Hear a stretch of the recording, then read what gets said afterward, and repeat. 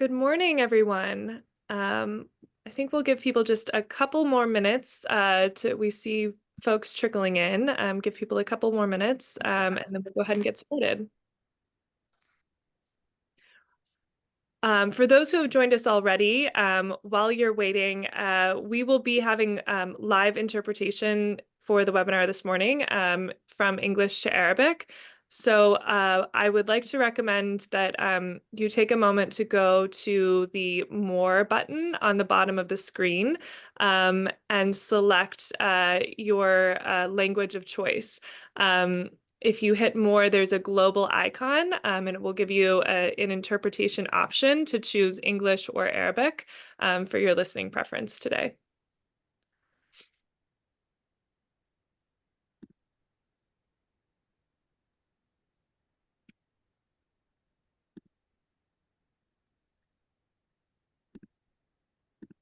Great. Well, I see we've got a good amount of folks that trickled in, so we'll go ahead and get started. Good morning and good afternoon to everyone joining us from around the world. My name is Elizabeth Brown. I'm the Executive Director of Building Markets in the US, and I'm honored and excited to welcome you to today's conversation, which is entitled Sanctions Lifted, Now What? Doing Business in Syria's Next Chapter. We wanted to gather this conversation in this expert group of panelists today because for the first time in over a decade, broad sanctions from the US and EU on Syria are being lifted. And this development has raised really important questions for business leaders and policymakers, NGO leaders, and investors about what this means in practice and how to re-engage responsibly in a fragile but very opportunity-rich market.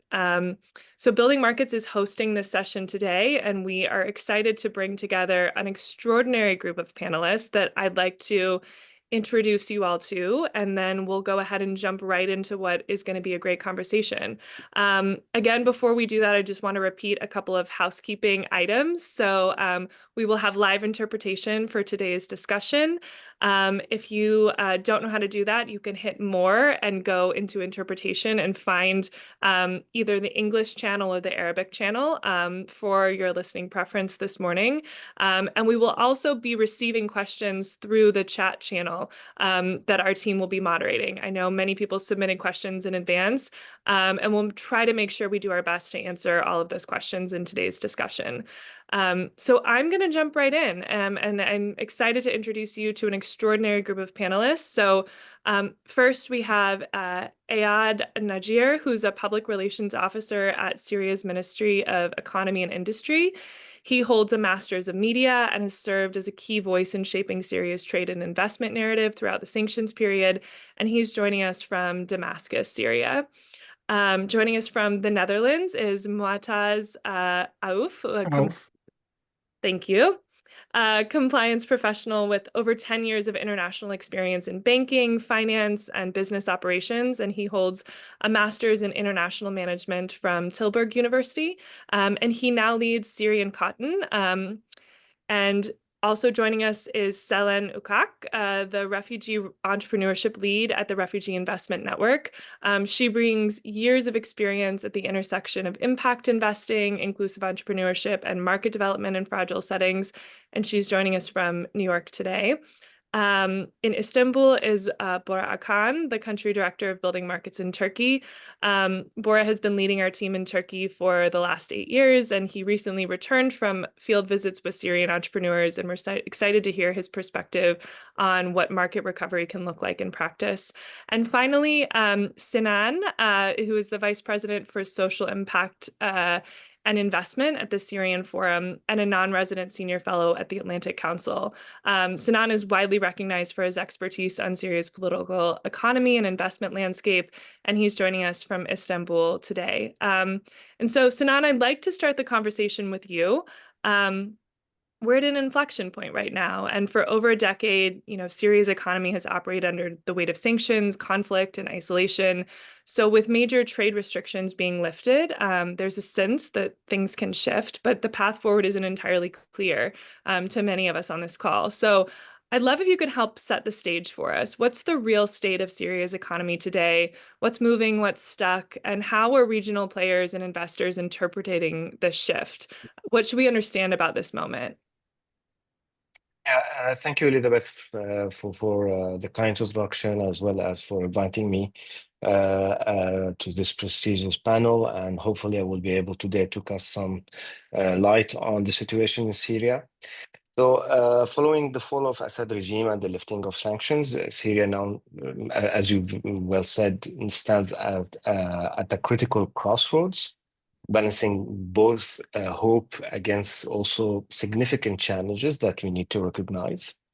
So several sectors have quickly rebounded and are demonstrating resilience. Obviously, agriculture and food production seems to be the first to bounce back. Syria rural communities have rapidly restarted farming activities and driving immediate relief and also uh, channeling local markets. This is quite remarkable. You can see it actually in gross markets. And even though a lot of commodities have increased in cost in the last few months, but we've seen actually food production and especially vegetables and fruits have decreased in price, and because basically Syria is open again, so there is no more territorial boundaries uh, uh, that are preventing the movement of goods, and there is no more siloed economies in Syria, so to speak. In terms of trade and small businesses, also informal markets and small enterprises which survived through the sanctions are now again flourishing, specifically these that are dependent on imports. This growth is especially noticeable along the Turkish and Jordanian borders, Turkish more than the Jordanian borders, where trade and movement have significantly increased. Uh, we still are witnessing the Sarmada Dana phenomena, which are small cities next to the borders that were not that significant in terms of national trade before 2011, that have grown a lot of importance during the last few years and remained and maintained this trade hub, let's say, etiquette even after December 8th. In terms of telecommunication and digital services in general, we've witnessed some early investment coming in, international and regional, as well from the Syrian diaspora. So we've seen some movement in terms of enhancement of mobile connectivity, and internet access is slowly also enhancing. We see a lot of young Syrians also eager for connectivity and economic opportunities, driving innovation here. However, there are some critical sectors which still remain stalled and severely impaired by the years of the war, specifically the banking and financial services. Despite sanction relief, Syrian financial infrastructure is still very fragile. Banks are facing compliance hurdles and lack adequate international connections, hindering border economic rehabilitation. I'm sure that Mu'taz will speak more about this and the challenge of compliance. In terms of infrastructure and construction, the damage, sorry, from years of conflicts is still immense. Reconstructions remains very slow, complicated by disputes over property rights. There is a huge contention over HLP. We haven't seen yet a very structured way on how to solve these HLP issues. And also there is inadequate financing for major projects, mainly because these major developers would want to have a backing sector to rely on. Energy sector also is critically damaged, causing persistent electricity shortages and fuel supply issues. thus restricting overall economic recovery. There is more now fuel and gasoline than before, but a much higher price. In terms of electricity, there's an increase in electrification, but still, sporadic. Today, there is an announcement of 5 gigawatt that would be supplied over the next few months and years to come. So this is a ray of hope, but the major problem is not in the generation of electricity as much as the distribution of electricity. Before 2011, there was 30% technical loss in distribution and transmission of electricity. We assume that these have now reached 50%, which is in every standard extremely high and requires a lot of investment in the infrastructure, not only in the production, but also in the distribution and transmission. So that's how the ecosystem right now looks like. There is a lot of expectations from the new government in terms of issuing new regulations. There is an acute need now to accelerate the establishment of a new parliament, or as they call the transitional legislative body. This is extremely important in order to come up with new legislation, sorry, not regulations only, and not to remain dependent on executive orders only. And this is very healthy for the future of the country. We are awaiting announcements in the coming days and weeks, and this is very extremely important for the future of the Syrian economy. Thank you. And I think that's a good transition to Ayad. So as Syria begins to reopen trade and investment and thinking about, what this will look like, many of us are wondering where, from a government perspective, early efforts are being focused. Could you talk a little bit about what sectors are being prioritized for economic re-engagement and why? Are there specific policy measures or initiatives that you see becoming underway to help build investor confidence and encourage growth in the markets?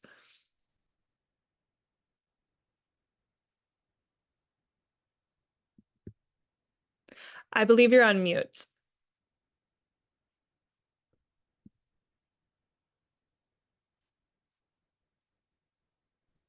هل تسمعني؟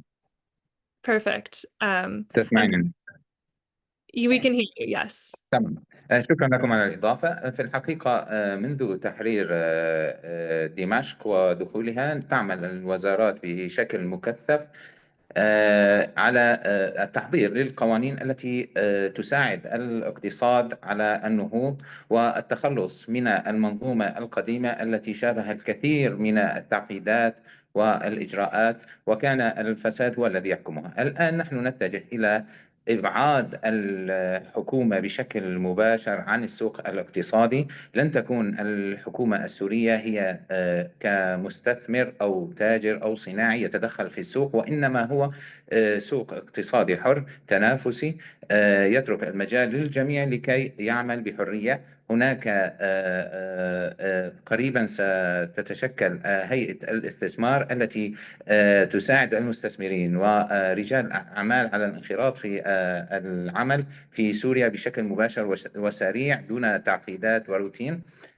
نحن نتكلم عن اقتصاد قوي متطور في مجال الزراعة. الآن نحن نتحول، وليس في مجال الزراعة فقط، وإنما في الصناعة والتجارة وفي كل المجالات بصدد التحول إلى التحول الرقمي الذي يساعد على تسهيلات كثيرة ويعطي بيانات مباشرة عن مختلف القطاعات. الآن كل الشركات الحكومية بصدد طرحها للاستثمار أو المنشآت الحكومية السابقة لن تقوم الحكومة بإشراف عليها تشغيليا. في المشاكل أو الصعوبات التي نواجهها الآن هي موضوع الطاقة بشكل رئيسي، موضوع ما قبل العقوبات، والآن بدأت العقوبات تدريجيا، وهذا سيسهل بشكل كبير على التدفق النقدي والسيولة والتبادل التجاري، وسيشهد ذلك انطلاقة قوية للاقتصاد السوري. ولكن الفترة السابقة التي أخذت انطباع بأن الأمور في سوريا تسير ببطء سببها التعقيدات الروتينية والقانونية والسابقة نسعى للتخلص منها وإجلائها عن الحكومة وإبعادها. ومن ثم بدأنا الآن بطرح الاستثمارات. الأولوية للطاقة بشكل رئيسي. بدأنا وهناك وفد سيذهب إلى الدوحة الأسبوع القادم لمناقشة موضوع الطاقة، وأيضا مع تركيا هناك تنسيق كبير. المدن الصناعية في سوريا بدأت تعمل بطاقة إنتاجية تقارب 75% بعد تزويدها بالطاقة الكهربائية. الأولوية بشكل كامل وباختصار هو لملف الطاقة والطاقة الكهربائية نتحدث، ومن ثم المواصلات بين المحافظات، وأيضا المطارات وسكك الحديد، القطارات لتساعد على النقل. أيضا لدينا ملف النفط ومحطات مصافي النفط التي مترهلة والتي تحتاج إلى ترميم كبير وتحديث. هناك موضوع زراعة القطن التي هي غلة استراتيجية أيضا مطروحة للاستثمار بمعاملها الأقطان والنسيج. هناك استثمارات كثير كبيرة جدا في هذا المجال.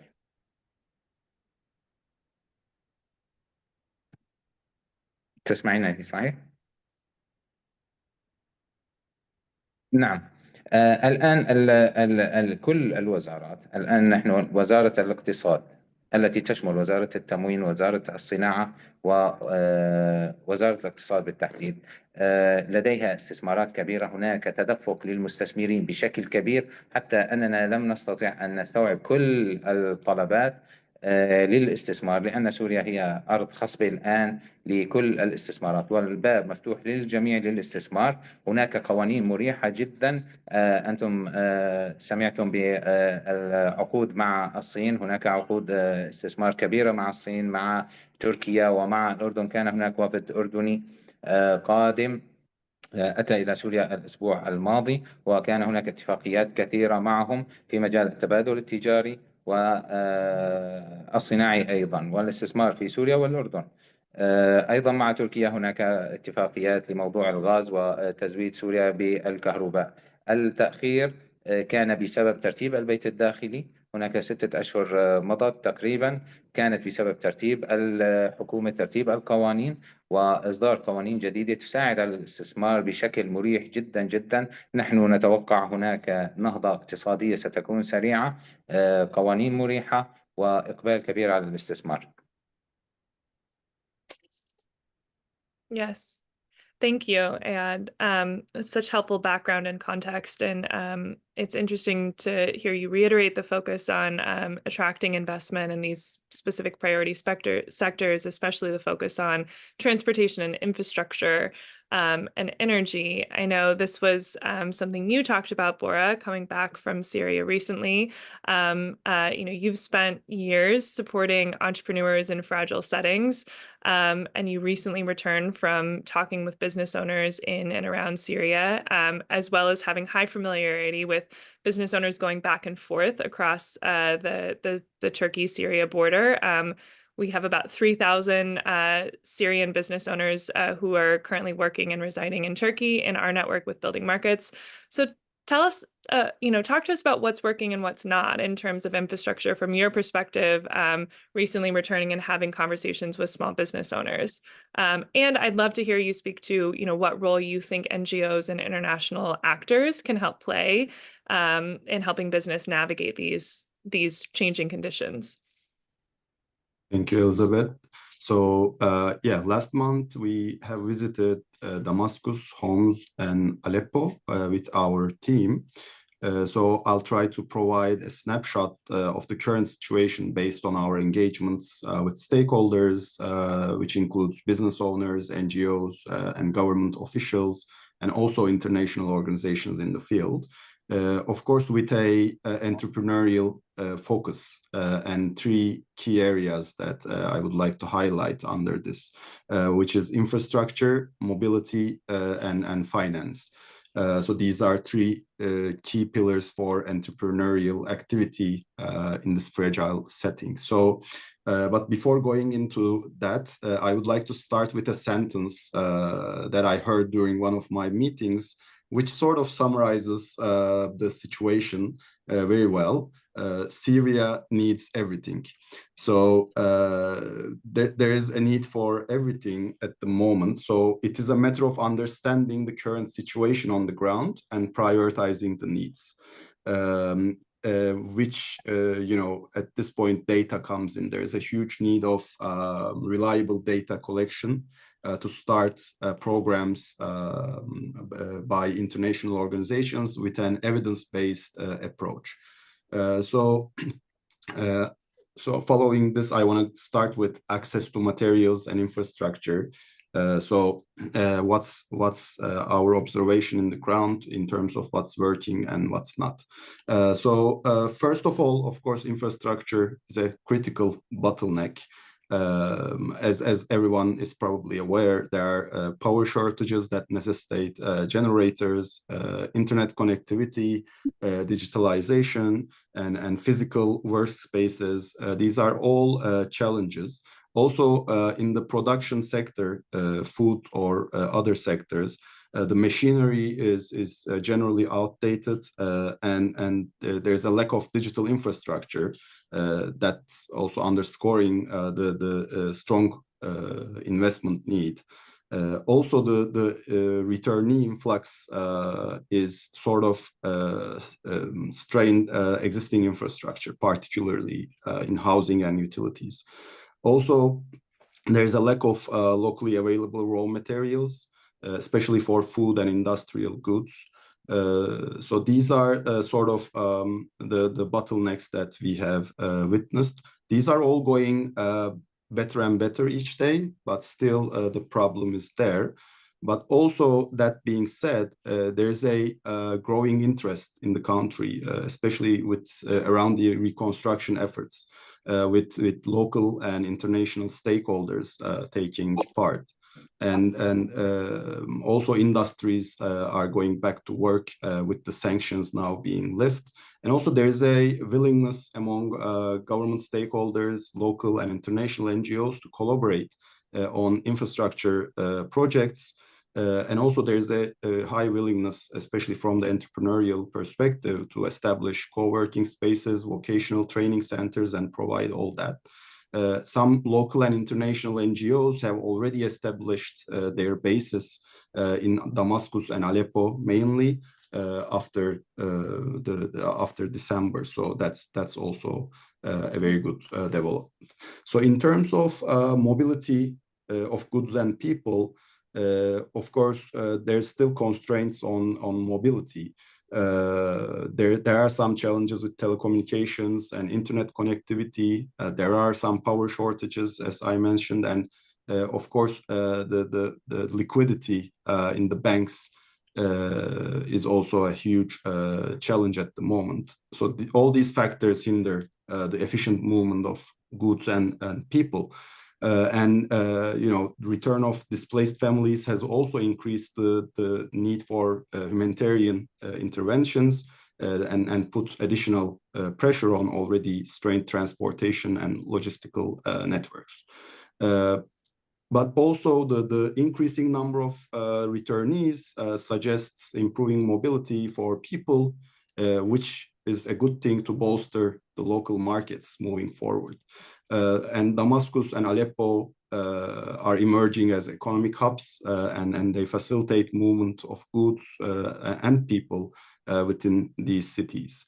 So finally, on the financial barriers, of course, there are some acute financial constraints. I will not go into the detail, but the sanctions, of course, complicated this issue much more. So now with the sanctions lifted, we expect rapid improvement in those areas, especially, you know, digitalization of banking services, money transfers, shortage of cash, And yeah, the banking sector's difficulties are sort of centered around these points. And also on the positive side, there are some international funding opportunities through UN agencies, and there are some, again, financial opportunities through international NGOs and other donors. So just moving on to the role of NGOs and international actors to conclude my part, I think, of course, there's a critical role to be played for NGOs and international organizations to navigate under these conditions. So first one is, of course, collaboration and co-designing programs with the local actors, local NGOs, local government stakeholders, so that these interventions can address local needs very well. Partnership with government bodies and international organizations is also very important to streamline registration and access as well. And on another point, the NGOs can mitigate their financial risks by facilitating access to grants and technical support rather than loans at this point. And they can align their policies with international organizations so that the efforts can be much more efficient.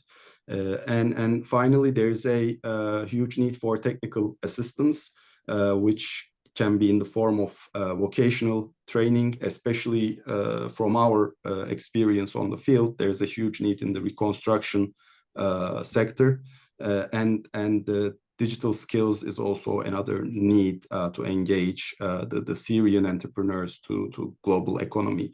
So it is very important to empower the people between 18 and 30 years old, to be more specific. They are the key beneficiary. They should be the key beneficiaries of the interventions. And also, as I mentioned in the beginning of my speech, market research and data, I believe, is the two key components that should be in the center of any intervention moving forward. Thank you, Bora. I want to transition, and I think someone who can help bring light to the things that you've been describing is Saad Nassif. And I want to go ahead and introduce him as well. Saad is a Syrian who relocated to Turkey in 2012. He's an expert business leader in our network in building markets. He holds a degree in mechanical engineering from Aleppo University, and he's built multiple successful cross-border businesses in the stone, metal, construction, and engineering spaces. And in addition to SMM Stone, he also recently launched a medical glass company inside of Syria called GNC Group. He's joining us from Damascus. And so, Saad Nassif, I wanted to ask you, running businesses across Turkey and Syria has meant navigating real-time friction, from logistics and currency issues to compliance and staffing, many of the things that Bora just alluded to. Can you talk from a perspective of a business owner, what does it take to operate in Syria today, and how have you adapted to the realities on the ground, and sort of what are you most looking for and looking forward to kind of in this next phase of Syria's economic growth? Thank you, Elizabeth. Hi, everybody. Actually, in the beginning, I just came to Syria after the fourth day of the liberation. And we have seen the main sanctions, actually, which done by Assad regime on the people. We have seen people that cannot have any dollars. They cannot move money. They can't put $1 in their pockets. So they don't know how to deal very well with the trade and business. So this is the first sanctions lifted on the Syrians. And after that, the Syrians and before the investors, Syrians who was living abroad like us, they start thinking and planning. People start coming to Syria to start their business. We start finding some difficulties in the beginning. Of course, it's just the beginning of the liberation. So they will just calm down and they start waiting to see what's going on. After that,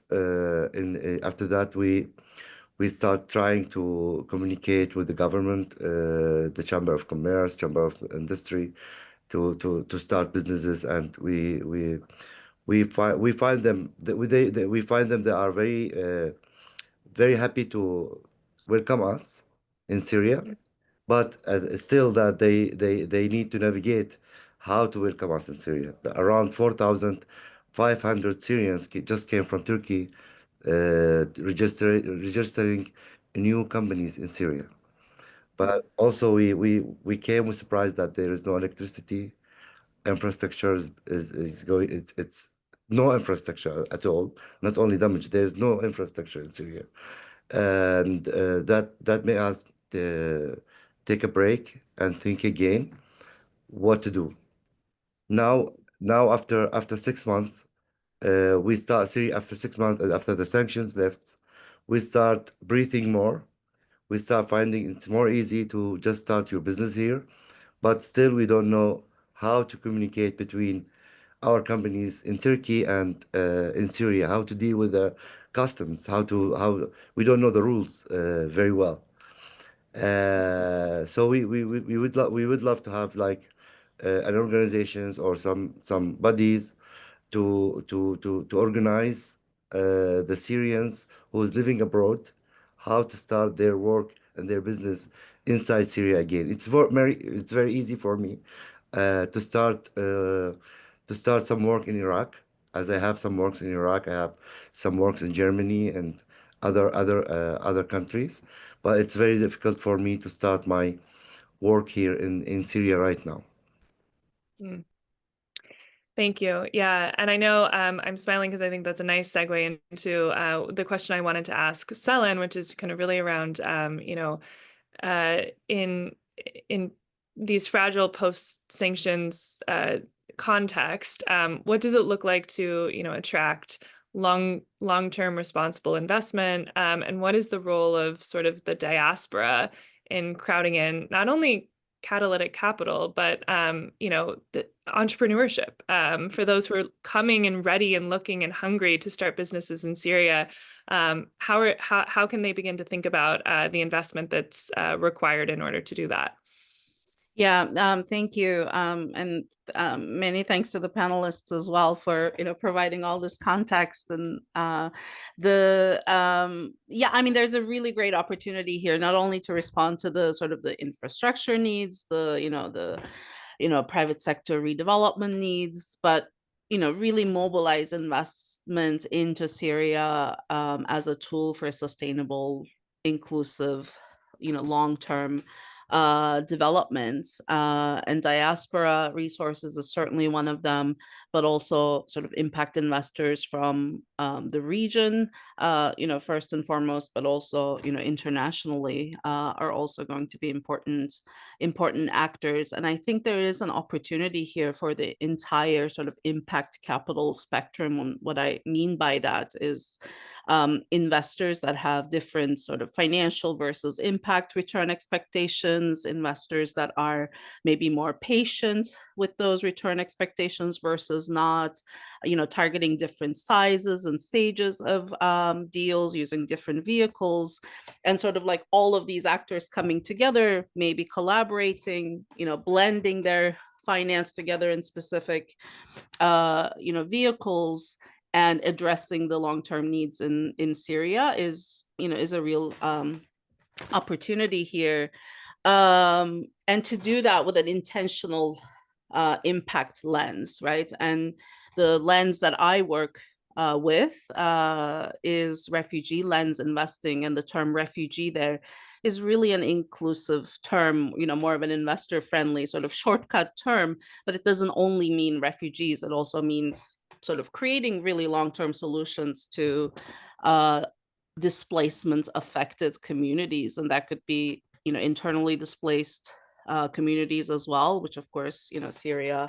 also needs to, respond to, as well as, returnees and their needs, and, as Bora was talking about as well. So sort of, investing in collaboration with Syrian diaspora in resilience against displacement, in responding to the humanitarian needs that have arisen, and in the long term rebuilding, but doing that with mobilizing private capital by engaging the private sector is where I see the opportunities. That could be, as you said, the Syrian sort of diaspora business community, entrepreneurial community is so robust, and they are not waiting. I have been in touch with many Syrian entrepreneurs recently with platforms that are starting up to sort of mobilize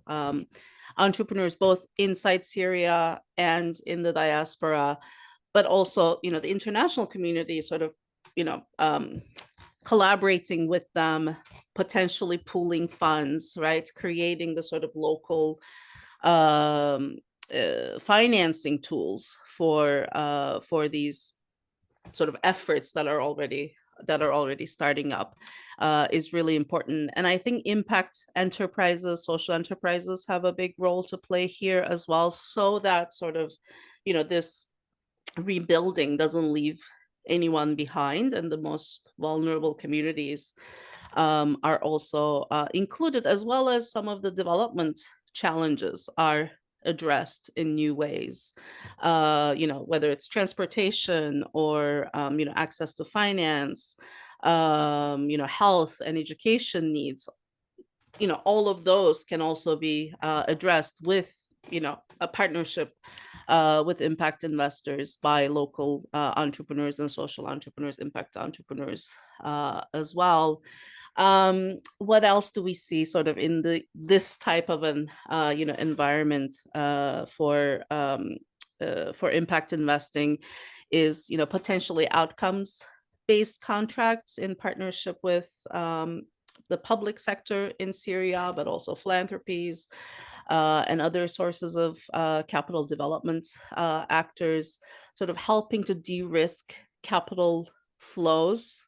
So development finance institutions, helping to bring in other investors as well through various vehicles. And as a lot of the speakers mentioned, as the banking sector sort of gets back on its feet and redevelops, supporting the development of non-banking financial institutions like microfinance institutions, so that sort of in various parts of Syria, different communities, women, youth, internally displaced, and sort of maybe parts of Syria that might be sort of easier to overlook by traditional finance can also be addressed with this kind of an impact lens. And I think the regional sort of impact investing platforms, networks in Turkey, in Jordan, elsewhere will have really the best ideas and the best vehicles to draw others in as well. I'll stop there. No, that's great. One follow-up question for you as I'm listening to you talk, and I think these models are all, it's going to take a blend, right, of different types of investment models to make sure the needs of many are addressed. For those business owners or local organizations that are sort of looking for catalytic capital now or working capital now, what do you think generally is the time frame for attracting this type of funding, and what might next steps be for those who are thinking more practically? Yeah, I think the sort of the first movers are and will continue to be potentially the regional actors, and I think those relationships are already there, and that's how it should be too. Syrians first, first and foremost, Syrian diaspora, and then the sort of the neighboring countries. But I think the international investment community, including impact investing community, will continue to need sort of more clarity around the regulatory environment, around looking for data, as Bora mentioned. But that's where the partnerships with the local actors will need to come into play, so that things can happen a little faster than they sometimes tend to take. I think there will be a lot of activity, like I said, especially because sort of, impact investing regionally also is taking hold, and there are a lot of potential partners for others to look at Syria as well. Great. Moataz, I want to come to you. As a Syrian entrepreneur who is part of the diaspora, who has built an ethical, purpose-driven brand, Syrian Cotton, that's competing globally, but really showcasing sort of the best of cultural heritage and a product coming from Syria. Can you just talk about what gives you hope for Syria's economic future, and then also more practically, a little bit about your journey as an entrepreneurial leader and what practical steps you've taken that diaspora-led businesses can now sort of learn from or keep in mind as they're thinking about rebuilding businesses within the market context in Syria? First and foremost, thank you for having me today, Elizabeth. Hi, everyone. I'm really proud and was really, it was educative to listen to you to listen to you all. Now I'm going to answer a question from a specific perspective. What gives me hope is 6 million Syrians who live in the diaspora right now. 3 million of them live in rich countries, if we can say, Western countries or Arab Gulf countries or so that. These 3 millions, we can categorize them in 3 categories: buyers, investors, entrepreneurs. All the 3 million have what is called, I'm just setting the ground, have what is called an spillover effect on other millions of people who can learn through them about the Syrian product, about how to use the Syrian product, the quality of our products in general.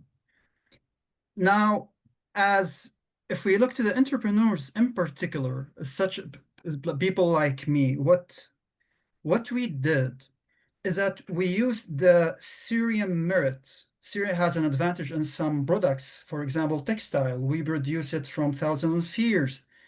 30% of Syrians used to work in the textile industry, from agriculture to the end product. Most of them had to leave the country. So Syrian cotton in particular focus on Syrian producers who live abroad, Turkey, Egypt. We import these products and offer it in Europe to a European audience in particular. That's our main target group. One of the mistakes that some of Syrian entrepreneurs fail on is they concentrate only on the Syrian niche market, which is like in the Netherlands, 100,000 Syrian within a 17 million market. What we do via Syrian cotton, we import, and I'm giving that as an example. We import these products and offer it to the market. Now, the market, to give you some numbers about our sector, the sector of cotton basics, which is underwear and towels, is $1 billion big. If we take a share of 1 per thousand, that's a very moderate share to take. This 1 per thousand will supply Syrian producers within Syria with at least 300,000 per year. Of foreign currency, this 300,000 would provide a lot of needed jobs. These jobs, and you know how economy works. When you now open the door for Syrian products to be shipped to Europe or any other side of the world, any other part of the world, now you have the opportunity to build more jobs, more demand on labor, which will increase the salary and secure more foreign exchange, more foreign currency for Syrians. And Syria has the long list of products that can be sold outside and can be used in international use. So, for example, we chose cotton basics in particular because it's an international used product. So we didn't, for example, use mloukhiyeh to sell or makdous because only Syrians buy that. We use a product that whether if you're African, American, Asian, from wherever you are, you're going to use a towel and a boxer short. So, and Syria has a lot of these products that can be sold outside. So, in practical steps, what we have 2 sides of the equation in this case. The Syrian entrepreneurs abroad, what they need to do, they need to start their businesses. No need to start your business in Syria, actually. There's already businesses and SMEs in Syria and factories that you can connect to import from. They're already there. You need only to focus on the market that you live in. From my example, like Germany, Netherlands, or other European country, or even Arabic countries.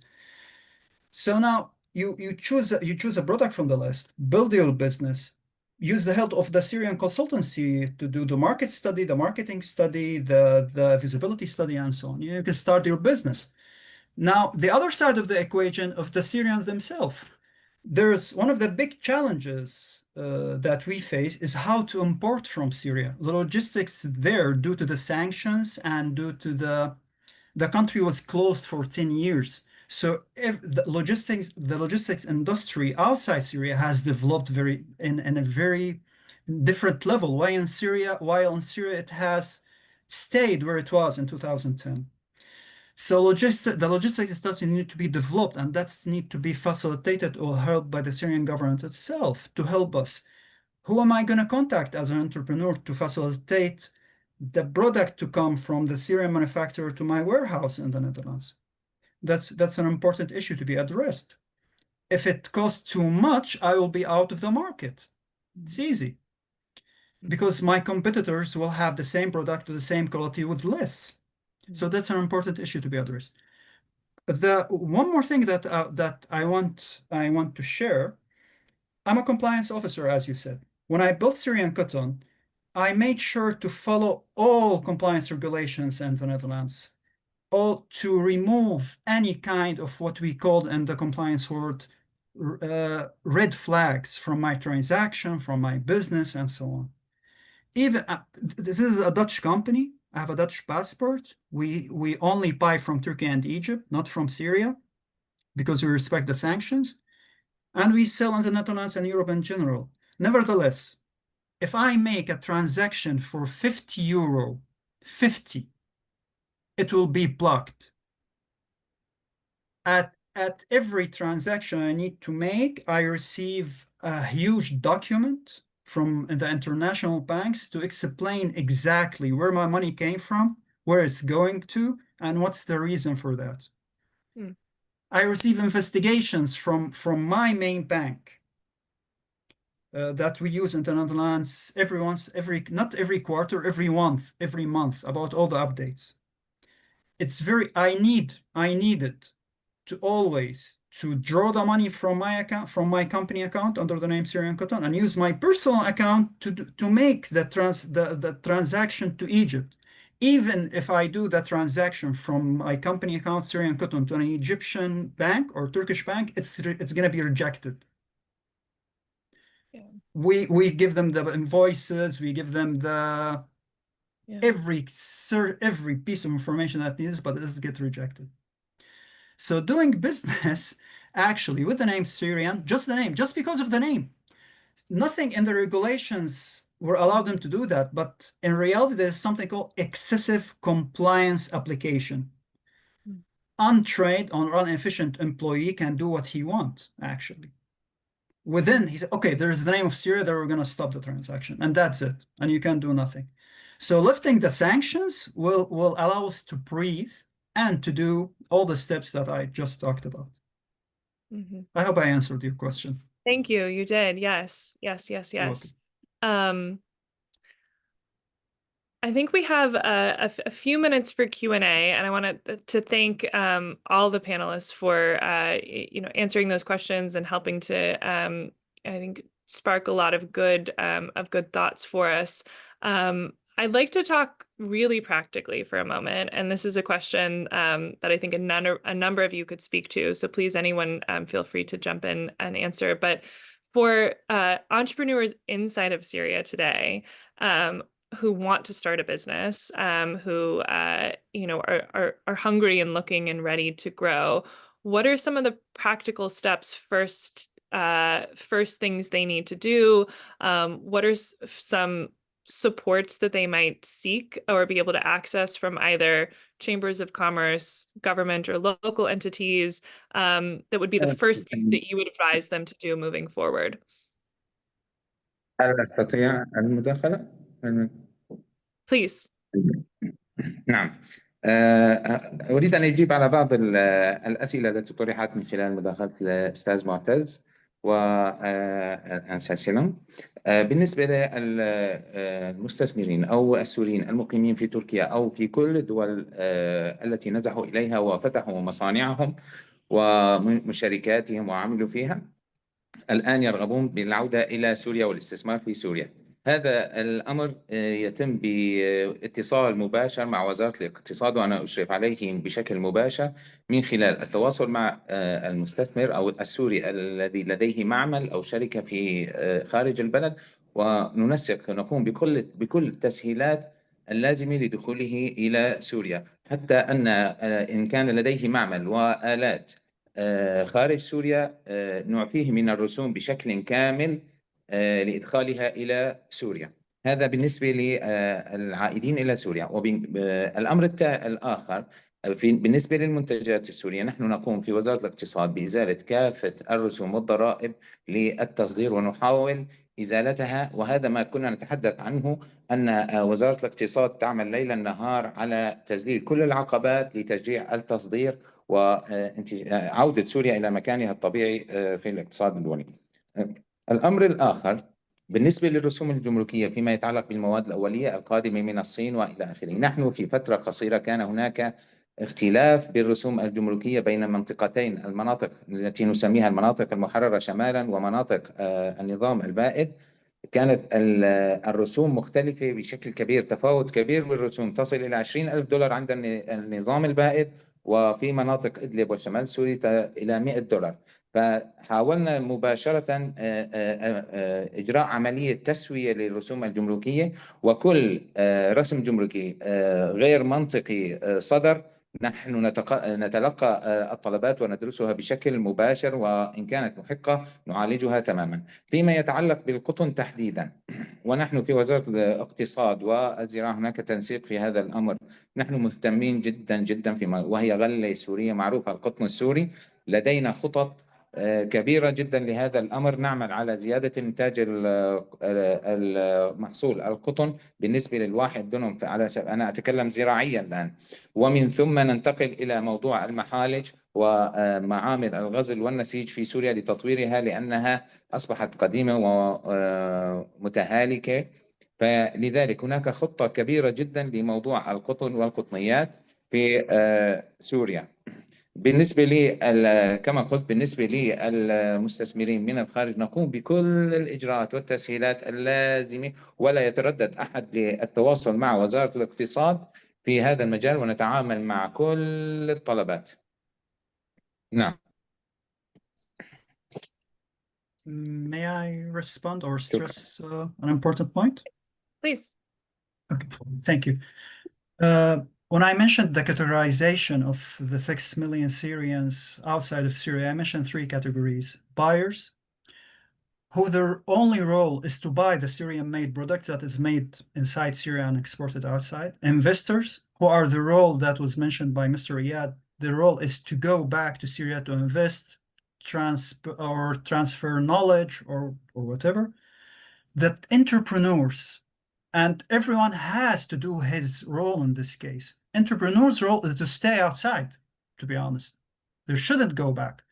The role is to import from Syria and open markets for Syrian products. And now they have the influence to do that. I give lectures in university, I do public talks, I always explain about Syrian products and the quality and the magic in our products that is made with love. And it's well received. We have one of the highest customer rates in the Netherlands, actually, due to this, how we present the Syrian products with all proud. And that's the role of the entrepreneurs. Don't leave where you are, stay there, keep importing from Syria. That's your role. And Mr. Riyad, in this case, what we like to have is to have a kind of a body, of a number or a website that we can go to connect with SMEs, because SMEs, to be honest, they're really outdated. I can find any SME I want in any in Egypt, in Turkey, just via typing few words in Google, but I cannot do that with Syria. They need to be connected, and they need your help in order to do that, so they can be found. I need to find people who do the clearance, who do the shipping, who can facilitate bringing these products to me in Syria. And we're hoping that by lifting the sanctions, I can transport the money to the SMEs in Syria or the small businesses in Syria easily. So everyone has his own role that he needs to do. That was my point. And thank you very much for your answer. Thank you. Thank you both. I know we're coming up on a close in a moment.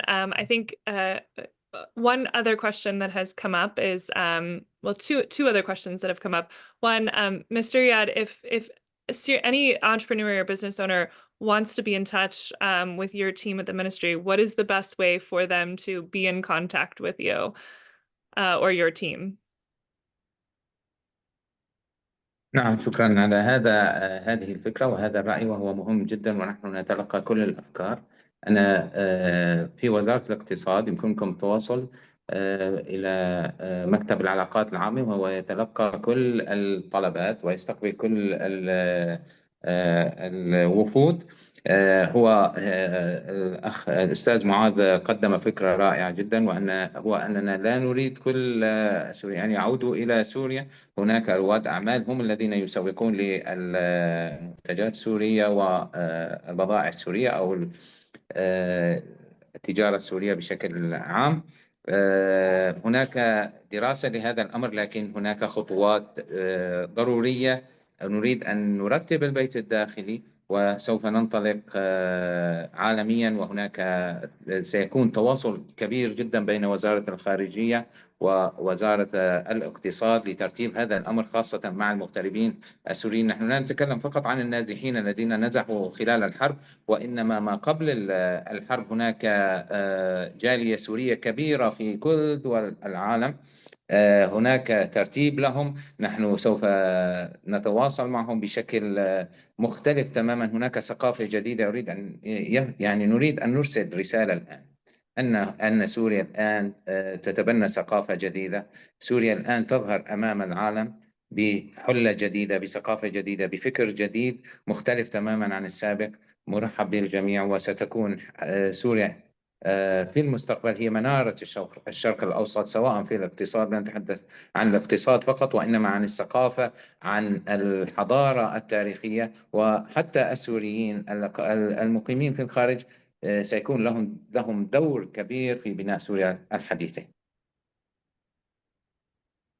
Thank you. وبالنسبة للتواصل إدارة العلاقات العامة في وزارة الاقتصاد جاهزة لاستقبال كل الطلبات، ليست شكاوي فقط وإنما الأفكار الاستثمارية. نحن نستقبل مثلا جاءنا سوريين يقدمون برامج للتحول الرقمي لكل وزارة، نحن نستقبلهم ونعد لهم ملف ونقوم بدراسته والتواصل معهم أيضا. فيما يتعلق بالمستثمرين المقيمين في الخارج، نحن نستقبل أفكارهم ونوصلهم إلى المكان الذي يحتاجونه في كل الحكومة، المؤسسات والوزارات. لهذا أمر مهم. نحن نتواصل بشكل دائم. لن يكون هناك هاتف مغلق في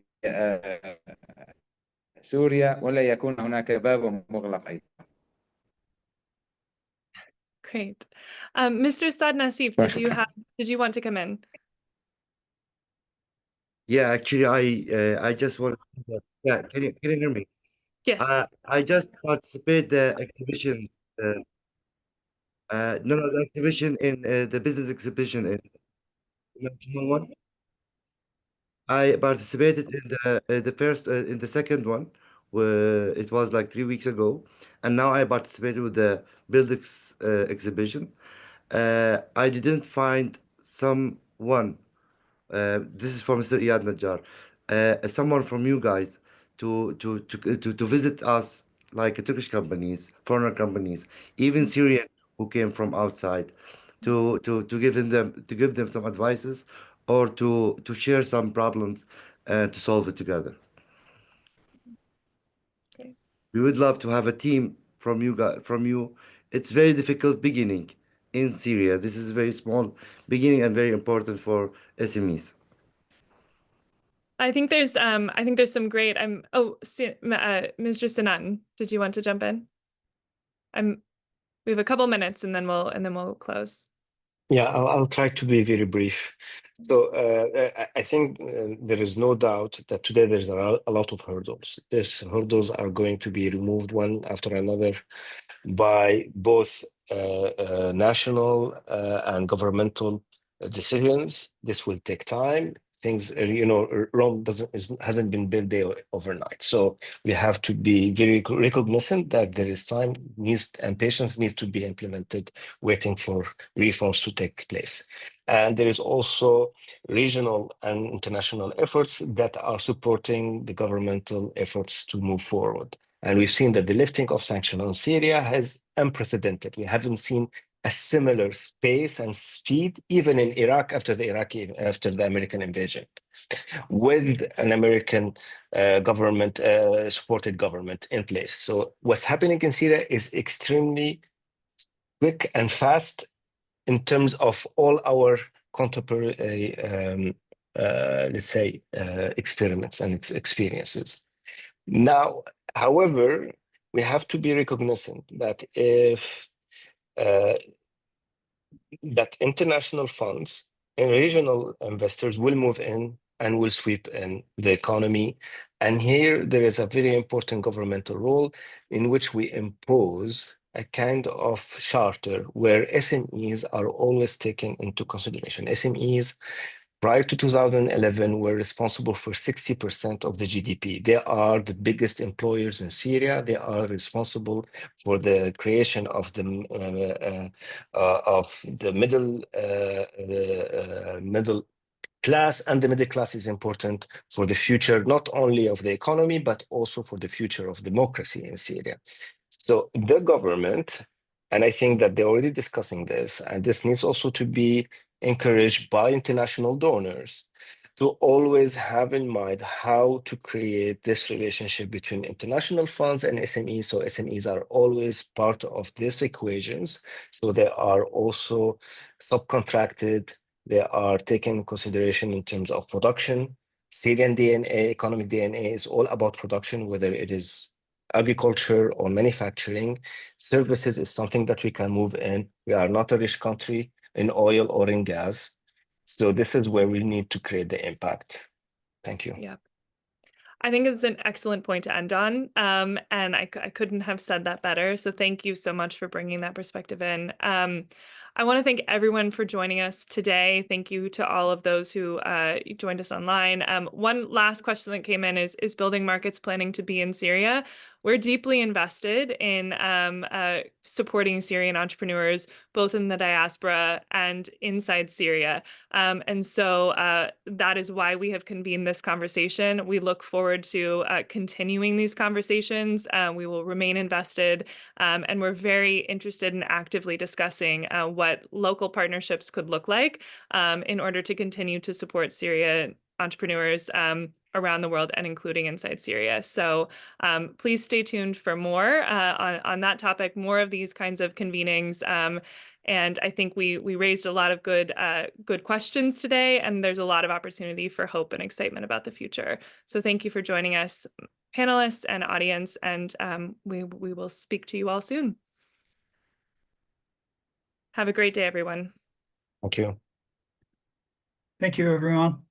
Have a nice evening.